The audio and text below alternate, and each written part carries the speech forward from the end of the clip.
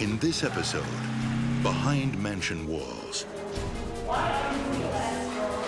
The lifestyle of a rich American playboy. Wealthy brothers race each other to the top. Greed made him need more to satisfy his ego. But happiness isn't there. Money does not solve all problems. Betrayal awaits them. She was involved with somebody. Oh, this is not right. And death follows their trail. He was beaten up and tied up. Just tell me what you want. And basically tortured. I'm Christopher Mason. In this episode of Behind Mansion Walls, you'll meet two brothers, Rob and Andrew Kissel. Their family wealth gave them a head start in life.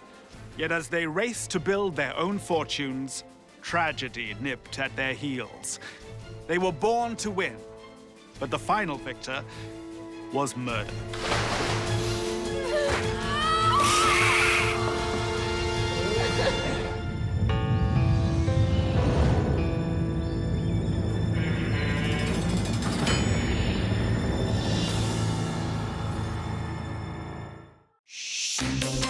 In 2003, the hands of America's big investment banks cradle the planet. Billions flow through their fingers every day. Yearly bonuses are beyond the dreams of the average worker. As for bailouts, bubbles, crashes, and collapses, these guys are too busy making money to think about that. Up-and-coming young investment people right in the middle of the action, and there was a lot of money being made. Here in Hong Kong, Rob Kissel is at the top of his game. A star at Goldman Sachs, he is lured to rivals Merrill Lynch. In just 3 years, he earns bonuses of $5.25 million. He was a smart guy, he was charming, and hardworking. And that is what makes the evening of November 2nd, 2003, so unusual. Rob is expected on an important conference call, but the office can't find him. He missed the prearranged conference with his colleagues, and it was very unlike him. And that's when his coworker became very concerned. Even as young boys growing up in New Jersey, Andrew and Rob Kissel had an air of destiny about them. They would play these highly charged Monopoly games. The brothers' chosen roles echo their future aspirations. Andrew loves his houses and hotels, while Rob is always the banker. Andrew was the older of the boys by 4 years, but Rob seemed to have more of a fluidity and methodical grace, and he seemed to succeed more easily. The boys' fierce competitive streaks are said to be driven by their father's desire. Bill Kissel, father of Andrew and Rob, had set up an atmosphere in raising them of competition, Winner doesn't have to mow the lawn. which apparently he thought would help build character and build their sense of ambition and momentum. But it's his win. You better win that. Bill Kissel doesn't have Monopoly money. He's got the real stuff, by the millions. And he's made it the old-fashioned way, through hard work. Mr. Kissel was a very successful entrepreneur. He just worked very hard and made himself, quite a fortune. Mr. Kissel expects nothing less of his two sons. Both boys were popular in school, did well athletically and intellectually, but Rob seemed to have the edge on his older brother. Rob has the smarts and the looks. Rob was better looking. Apparently he was smarter, more ambitious, and Andrew, as his father would later say to me, took shortcuts in life. Despite their differences, Andrew and Rob Kissel have one constant: They grow up breathing the rarefied air of wealth. Skiing in Vermont, luxury cars, overseas jaunts. On their 16th birthdays, their father presents them with their own credit cards. And his conditions? None. They can buy anything they want.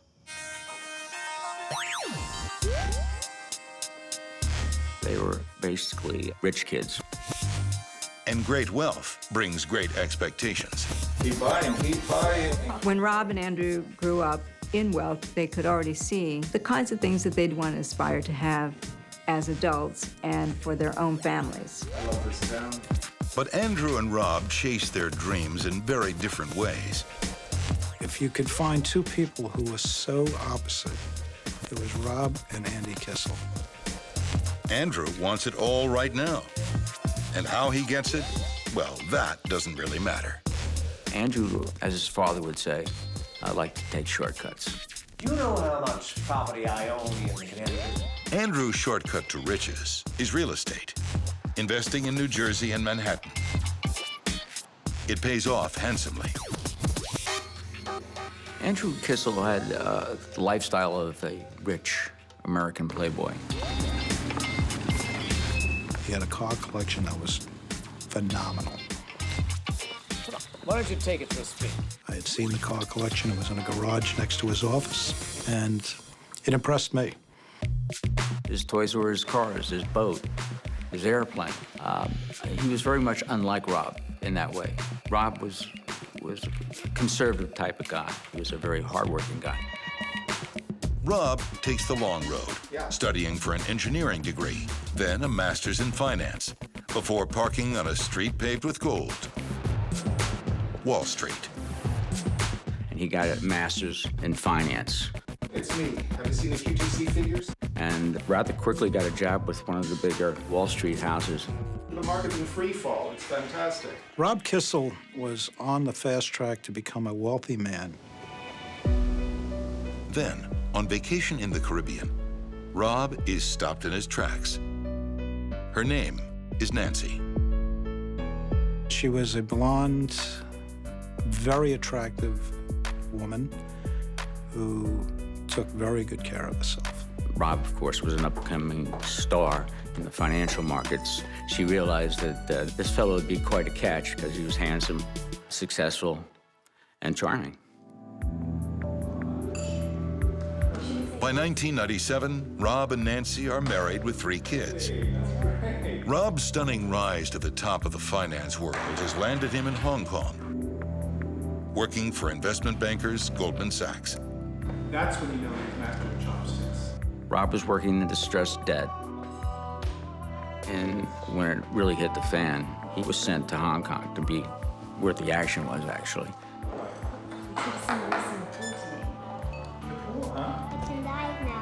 The family settles into the lavish surroundings of the Parkview private housing estate.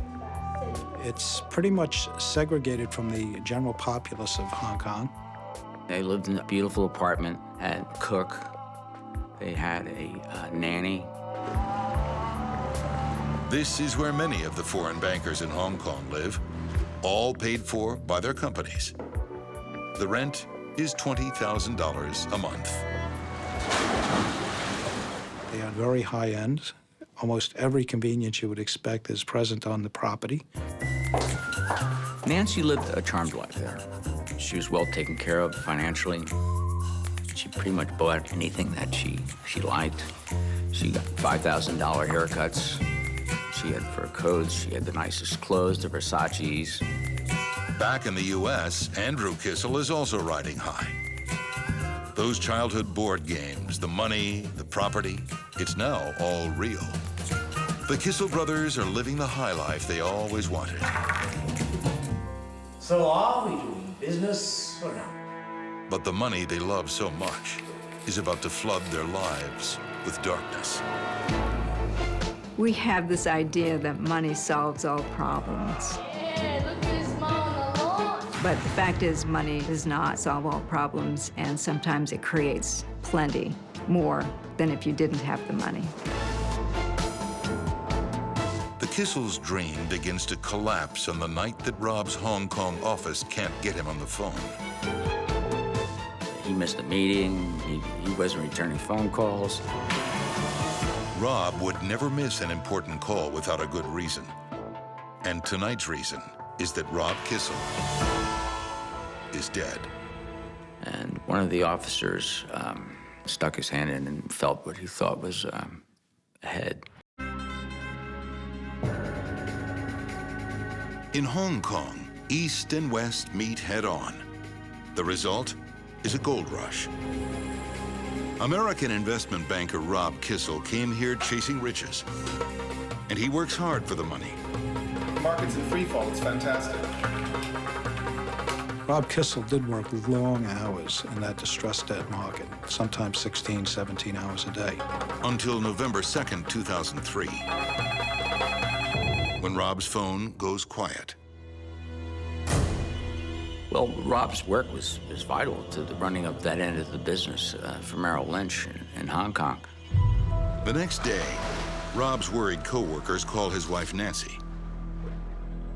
Nancy told him they were having marriage problems, and Rob had moved out to a hotel. Other than that, she didn't know where he was. After 4 days, Rob's office calls the police.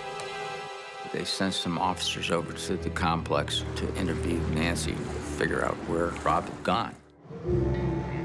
Armed with a search warrant, officers make their way down to the Kissel storage room. They opened up the storage room and saw this rug all rolled up. And one of the officers stuck his hand in and felt what he thought was a head, a human head. They removed it from the storage room, opened it up, and found Rob's body. His head is disfigured from a vicious attack. And Rob's body has been there for some time. You could smell the decomposition of a dead body. And Nancy was arrested. Suspicion of murder. Denied bail, Nancy is held in custody in Hong Kong, awaiting her murder trial. Rob's murder rocks the Kissel family, especially his older brother, Andrew. Andrew has been quietly building an empire worth millions, but its foundations are shaky. Andy was very, very flashy with what he had. He liked shortcuts and he liked fast women, fast cars. As opposed to Rob, who was more of a family man. Andrew Kissel enjoys the finer things in life. Private yacht, private jet, the best champagne, the best cocaine. And in the garage, a fleet of Ferraris, a rare $500,000 Mercedes, and Kit, the car that David Hasselhoff drove in the TV series Knight Rider.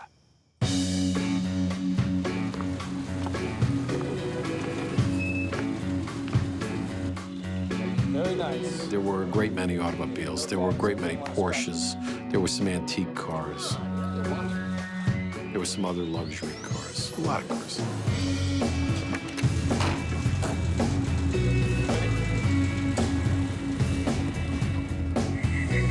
They were all either vintage or fast. Andrew has 2 children with wife Haley, a former ski champion and stock analyst. Home for the family is America's Shangri-La for the ultra-rich, Greenwich, Connecticut. There are certain areas of Greenwich where you'll find probably the biggest concentration of wealth in the world. It's the leafy home to New York's elite moneymakers who like to escape the concrete jungle.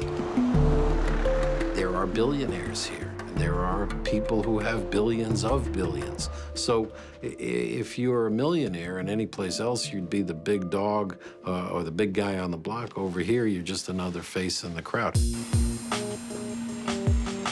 Kissel lived in a good part. The house was magnificent, big and roomy. Swimming pool, jacuzzi, this and that. His life looks magnificent, but it is all a facade. While brother Rob worked round the clock as a banker, Andy took shortcuts. He's paying his enormous bills with other people's money. Andy Kissel had taken another direction, and the allegations were fraud. Forging documents. Andrew tells banks that mortgages on his properties have been paid off, when they haven't. Then he takes out a fresh loan on the properties.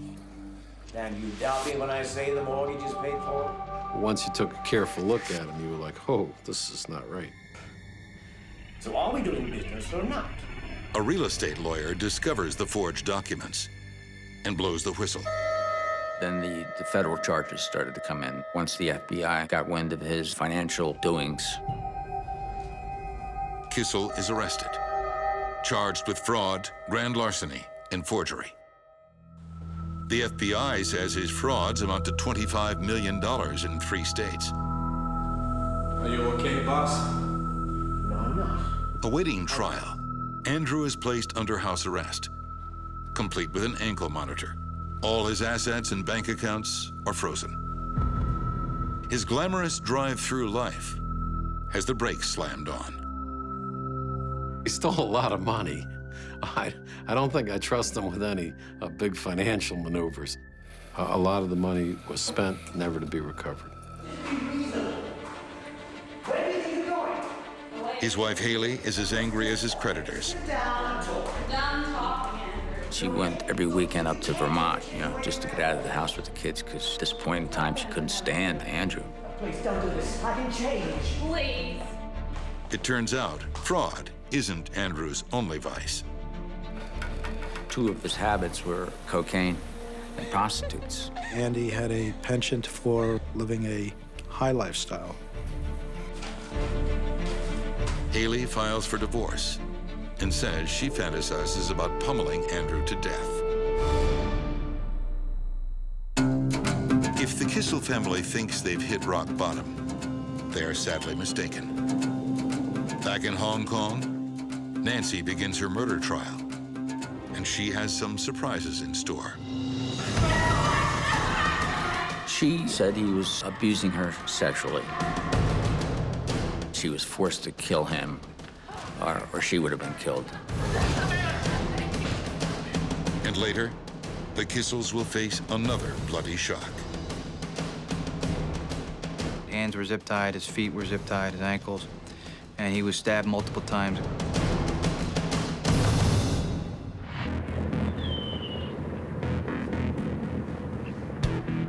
August 2005, in a Hong Kong courtroom.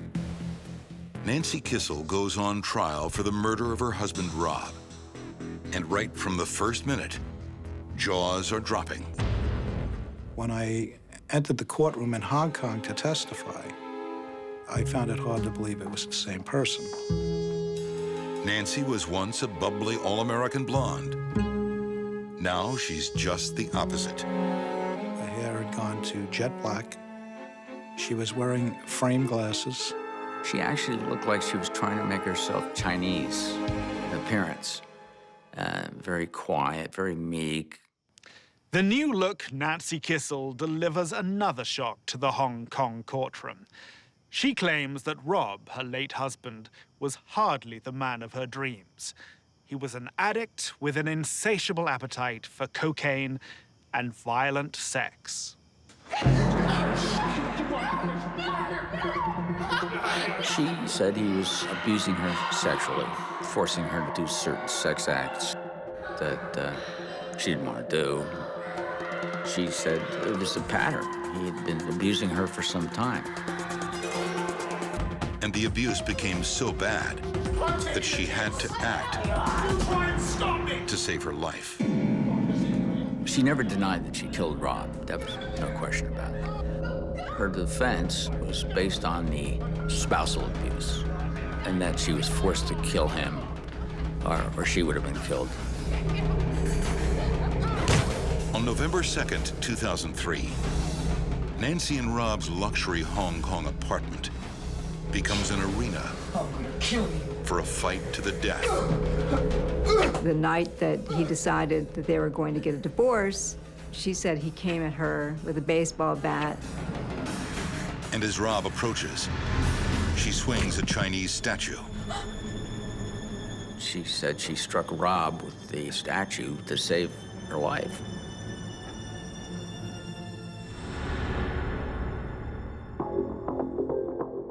Nancy pleads guilty to manslaughter. But New York private detective Frank Shea knows that there's much more to this bloody battle. Rob Kissel contacted us in 2003 with respect to a marital investigation on his behalf. His concern was that there was some type of indiscretions on the part of his wife. In 2003, the SARS epidemic sends a panic through Asia. So Nancy takes the kids and the nannies back to their vacation home in Vermont. And when the danger passes, she's reluctant to move back to Hong Kong. His suspicions were aroused at that point that she was involved with somebody. Frank Shea orders a stakeout at the vacation home and confirms Rob's fears. During the course of the investigation, it did prove that there was somebody else involved with Nancy Kissel. In Hong Kong, Nancy has everything a well-kept woman could desire. But she's living in a bubble. Well, it's certainly a different community than to the average citizen of Hong Kong. The people live in their expat building, so to speak, and your associates and your colleagues and your friends are normally going to the same schools, the children, same social events, and so on. I think Nancy Kissel kept her movements confined to the social aspect of living at the residence where she did. Here she is in an enclave of other people like her, other families like her. These men work 16 hours a day. So the wives were alone a lot. They had nothing left but to just show off to each other. So the pressure is on to have a certain appearance of success. As Nancy spends and spends, her marriage is plummeting in value. Rob had, well, he worked very hard. He was at the office sometimes 16, 18 hours a day. Come home, get fed, go to sleep, and go back to work. And so Nancy was left to her own devices a lot. She's 6,000 or 7,000 miles away from home. She's living in a community it's not what she was used to. So just being in Hong Kong, away from family, away from her roots, so to speak, I think may have had some influence on it. Back in Vermont, the empty spaces of her marriage are filled by desire, and her eye begins to wander. When an audiovisual specialist comes to install a new home stereo system, Nancy is vulnerable. She engaged audiovisual specialists so that they can have a new stereo system. He began staying there later and later. She got involved with this guy sexually. Rob was devastated, and he decided that he would like to try to make the marriage work. Rob Kissel then confronted Nancy, and she agreed that they should try and get their relationship back together. Rob was very willing to do that. He was very attached to his children. But Nancy is still infatuated. She keeps writing to her lover, and Rob decides divorce is the only option. Rob was pretty convinced at that point that he wouldn't be able to keep this marriage alive. The only thing he really insisted on was his ability to see his kids. Then Frank Shea's investigation takes a frightening new turn. And at one point, Rob even relayed the fact that he was feeling a bit unusual when he would come home at night and have his scotch. He started to detect it tasted kind of funny, and he was getting more inebriated. Certainly the thought crossed my mind at that point that there was the probability, or at least a suspicion, that Nancy was drugging Rob. He took in what I said. He did understand what I said, but I think he was still in denial that his marriage was going to end. And at that point, I flew over to Hong Kong and spoke to him face to face. And I pretty much told Rob Kissel at that point, I said, Rob, I believe that she may be intending to kill you. Frank Shea urges Rob to take immediate action.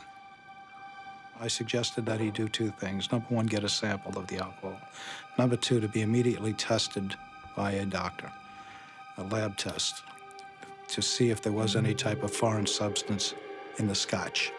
But Rob won't put the PI's theory to the test. Rob Kissel, to the best of my knowledge, never did that. He did contact me quite a few times over the next couple of months, and he never did send a sample. And then I had found out that he had been murdered.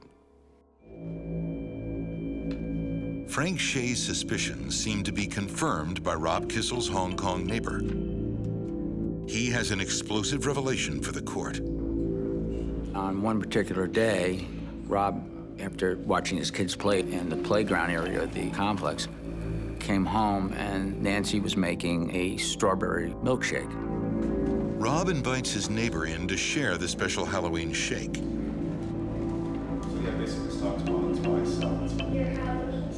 They were waited on by Rob's daughter. Kind of cute thing. And they both had one. His neighbor felt very strange. He went home and told his wife he wasn't feeling well. He had had this strawberry milkshake. A neighbor happened just to stop by and just say hello, and he wound up sleeping for about 18 hours.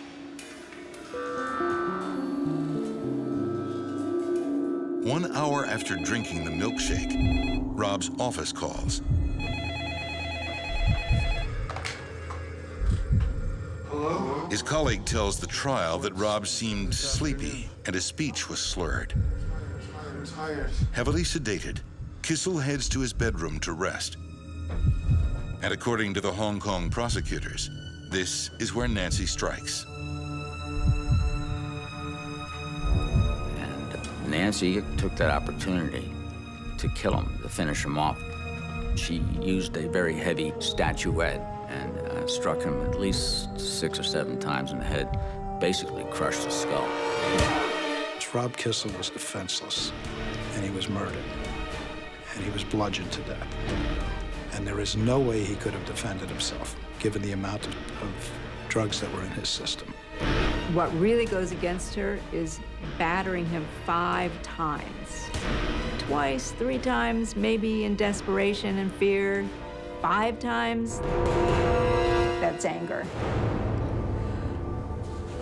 Then Nancy makes an odd decision for someone who says they killed in self-defense. After killing Rob, she stayed with him in the apartment, in the bedroom. Rob was dead for a couple days. She didn't move him or call for any help. And she eventually decided, well, she would get rid of the body herself. And she rolled him up in a carpet that they had in the apartment. And she tied it up with some lanyards and rope. And she called the staff of the complex that she wanted this rug to be put in their storage space down in the basement. 3 workers remove the heavy carpet, not knowing its gruesome contents. One of the workers thought it smelled like dead fish or something like that. They brought the carpet down and put it in their storage space in the basement of the apartment. Nancy's courtroom allegations that her husband was a sexually abusive drug user shocked those who knew him. I got to know him quite well. He was very kind, very soft-spoken. As far as drugs go, I mean, Rob Kissel was an athlete. He loved to ski, he loved to swim, you know. So I don't think that the defense that he was a drug abuser holds much water. Also, Nancy never reported any physical abuse to friends or authorities. And she had no medical evidence of the rough sex that she alleged Rob forced upon her. And at the same time being abusive, I never saw it in a man. How it happens behind closed doors is another story. Let's put it like this. Nancy Kissel never raised the situation of marital abuse, espousal abuse, at any time until her trial. A forensic analysis of Nancy Kissel's computer finds internet searches for sleeping pills and medications causing heart attack. And in the month before the poisoning, she got prescriptions for strong sleeping pills from 2 different doctors. It all makes for a convincing case of murder. All the evidence just serves to confirm the suspicions of Frank Shea. When I heard about the murder of Rob Kissel, I immediately thought that it was Nancy Kissel who murdered him. It did not surprise me that Nancy was responsible. And then given the circumstances surrounding the murder, it didn't surprise me that drugs or prescription medication was involved. One theory of the crime is that Nancy hoped the drugged milkshake would have been enough to kill Rob then and there.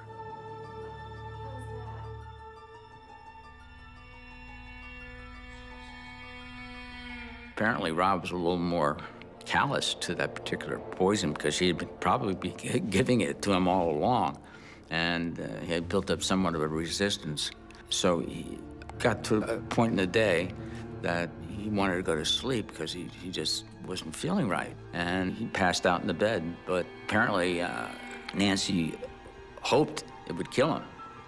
But his resistance to the drugs was quite high. So basically, he just passed out. The trial lasts 65 days, but it takes only hours for the jury to find a verdict. Guilty. Tell them they're Halloween trees. It was in a very short period of time, and Nancy Kissel, according to Hong Kong law, was immediately sentenced to life in prison. Nancy appeals and gets a retrial, only to be found guilty of murder once again. And the motive? She wanted it all. The arms of her lover and the wealth of her husband. Nancy Kissel saw a good payday here. There was in excess of $20 million insurance. Nancy murdered Rob because she wanted all the money. She didn't want just half that she would have gotten in a divorce. She wanted it all. But you also have the other situation of Nancy Kissel was pushed to the wall when she realized that Rob was filing divorce papers. She had to act quick, and she did. As Nancy settles into her new life in a Chinese prison cell, the Kissel family is about to suffer another terrible blow to their dynasty. For anybody to lose a child, you never get over it. Bill Kissel lost 2 sons.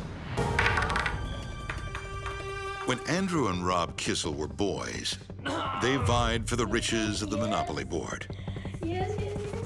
As adults, those riches become very real, but they don't bring happiness. And by April 2006, Andrew Kissel has hit rock bottom. The one-time high flyer has fallen oh so far. His wife hates him. The FBI has him under house arrest for fraud. His younger brother Rob was murdered in Hong Kong 2 years ago.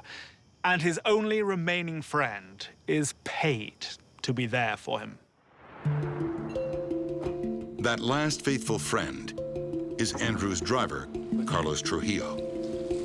Carlos seemed like a decent guy. He was always close with Mr. Kissel. He was very generous to Carlos. Anybody that was loyal to him, he was very loyal to them. Mr. Kissel trusted Carlos. Carlos trusted Mr. Kissel. As Andrew's life falls apart, loyal Carlos shuttles around the pieces. He would help them getting the kids to doctor's appointments, to and from school, here and there. He would help Mr. Kissel with moving documents, doing things related to the case. And there's much work to do. Kissel can no longer afford the $14,000 per month for his lavish Greenwich mansion. He was paying a substantial amount of money to live there. And he had fallen behind because he couldn't work and he couldn't touch the funds that he had in his name. So he was being evicted. Are you okay, boss? Andrew was under house arrest. At the time, he couldn't leave that residence without permission. On Monday, April 3rd, the moving men arrive to collect the last of Andrew's belongings. That's when one of the workers discovered the body in the basement. It's Andrew Kissel, bound to a chair, beaten and stabbed. He had multiple stab wounds in his back, but most likely the fatal wound was to his carotid artery in the neck here. It nearly severed completely the carotid artery, and he bled. He certainly bled out on the floor. He was beaten up and tied up and basically tortured. I was blown away. I knew about his legal problems, but then to find out that he was murdered was just beyond belief. Two brothers murdered, 2.5 years apart. What's the connection? A lot of people obviously thought, well, there must be some connection to the murder of his brother Rob in Hong Kong, but they had different lifestyles. They traveled with different crowds. They were both in different businesses. So it was pretty clear to me that this was, a horrible coincidence. Rob Kissel's wife, Nancy, was the only suspect in his brutal murder. But Andrew Kissel is a different kettle of fish. His enemies are lining up around the block. Business partners, ripped-off investors, even drug dealers, pimps, and prostitutes. This is a real murder mystery. What are you doing?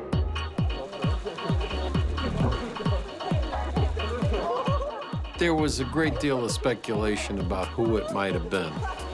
And the speculation included certainly more than one person. There were many people who had good reason to see him die. I know that he had some very loyal friends, and he had some very loyal enemies. He had some committed enemies. In Andrew Kissel's final months, his thirst for luxury vice can't be quenched. Andy had a penchant for living a high lifestyle. Two of his habits were cocaine and prostitutes. And his habits don't change, even with the wolves at the door.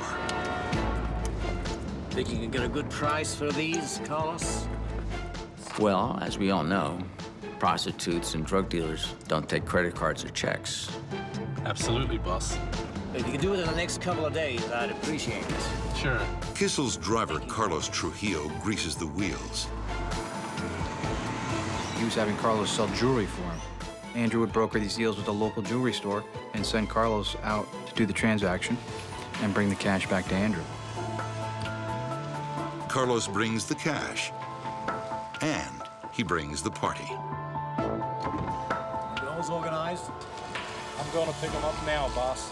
Good man. Basically, whatever Andrew needed, Carlos would be there to take care of it.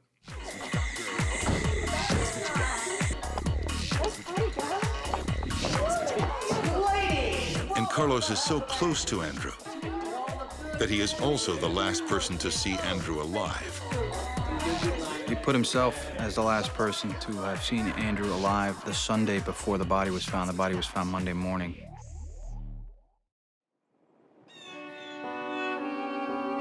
In a town where murder is only seen on giant screens in home theaters, everyone has their own theory. The major theory was that he had been killed by business associates. So are we doing business or not?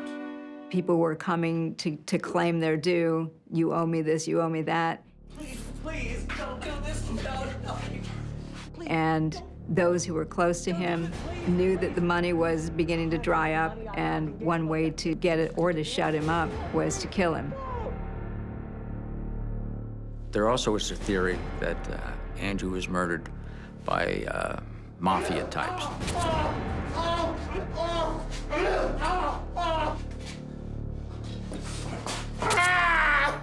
He had screwed all his partners before, so it's not unreasonable to think that he shortchanged these people who don't like to be shortchanged. Done, Andrew. But what about Andrew's disgruntled wife, Haley? She had told a few people that she wished he was dead. Get your hands off me! The authorities thought she had hired somebody to kill him. And there's an even wilder idea being whispered. Something unimaginable for such a brash, confident millionaire. Did Andrew have a hand in his own death? Was it by his own design?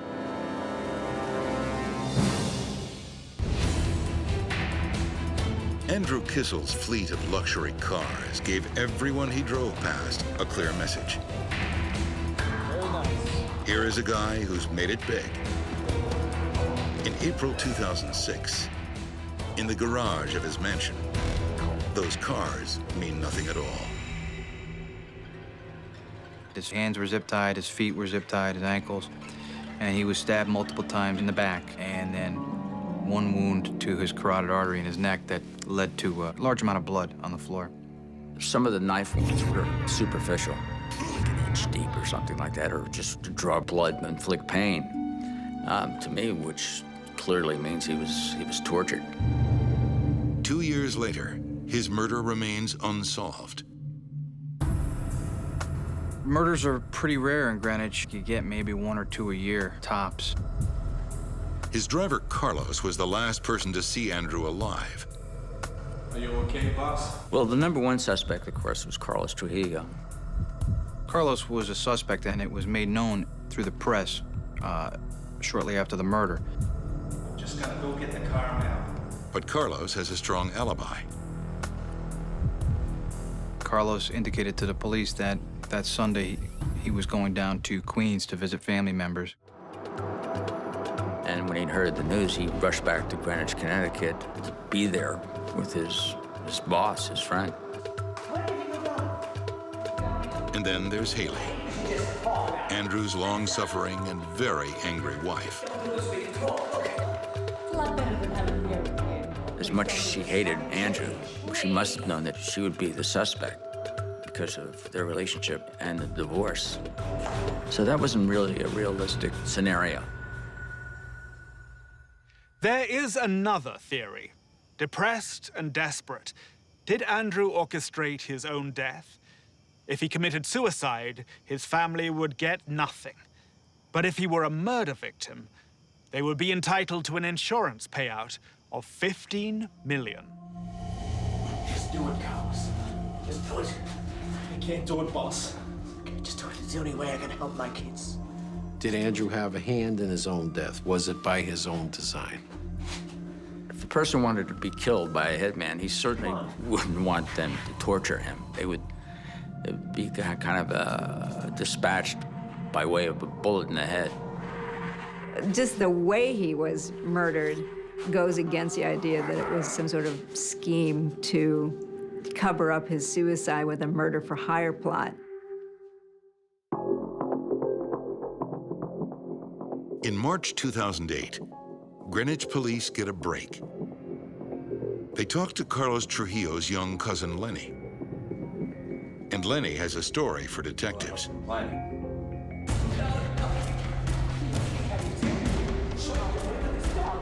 His cousin Carlos paid him to kill Andrew Kissel. But there's no hard evidence connecting Carlos to the crime. He was originally charged with conspiracy to commit murder, not attempted murder. And I quickly realized upon reviewing the warrant that the only evidence they had against Carlos was the words of this Leonard Trujillo, this 19-year-old kid.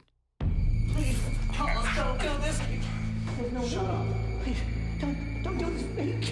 What are you doing? Stop. It was all circumstantial. They had no murder weapon, no confessions, no eyewitnesses. What are you waiting for? Do it!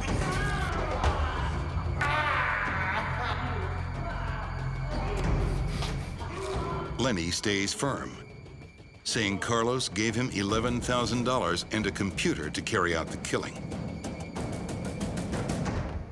So he took a deal that he would do 20 years in prison if he cooperated against Carlos at the trial. Once that happened, the state prosecutor dropped the conspiracy charge against Carlos and went for murder. He wanted me to do it, but I pulled out. But Lenny's conflicting testimony confuses the court. I wasn't there when it happened. He did it without me. Leonard Trujillo pleaded guilty without providing an elaborate factual background of what had happened. the 5 or 6 different versions of events, the lack of corroboration for basically anything that he said. Carlos is acquitted of Andrew Kissel's murder. But the jury couldn't reach a verdict on the attempted murder charge. When a retrial looms, Carlos cuts a deal, pleading guilty to attempted murder, but still maintaining his innocence. Carlos was offered a deal of essentially 6 years in jail, with credit for the 3 years he had been in jail awaiting trial. It was sort of an offer he couldn't refuse, even though he continued to maintain 100% he had nothing to do with it. But why would he kill the employer he considered a friend? Prosecutors believe that as Trujillo laundered money for Kissel, he took his own cut. And when Andrew Kissel found out, he threatened Carlos. And Carlos hit back. Upon release, Carlos will face deportation back to his native Colombia, leaving the violent end of Andrew Kissel as big a mystery as ever. I absolutely don't think we're ever going to have any idea what happened to Andrew Kissel. And I'm extremely, extremely confident that Carlos, as he indicated from day one, had nothing to do with it. I think the criminal case, in the minds of the public, probably raised as many questions as it resolved. Because a lot of people say, wait a minute, the very beginning of the story is crystal clear, and the very end of it is as clear as mud. One thing that is clear is that the money that Andrew Kissel always craved helped end his life all too quickly. So many of these crimes are almost completely unnecessary. It didn't serve any purpose. The man was already well off. His life had a clear and comfortable path. All he had to do was follow in that path.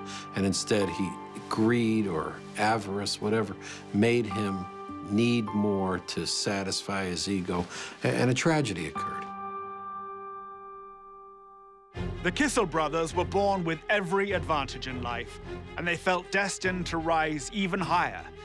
But these two siblings couldn't have been more different. Rob Kissel was a hard-working banker cut down by his cheating wife, while Andrew took all the shortcuts and ended up in a lonely dead end. They were born to win, but all that promise was felled by fatal greed. Till next we meet behind mansion walls, I'm Christopher Mason.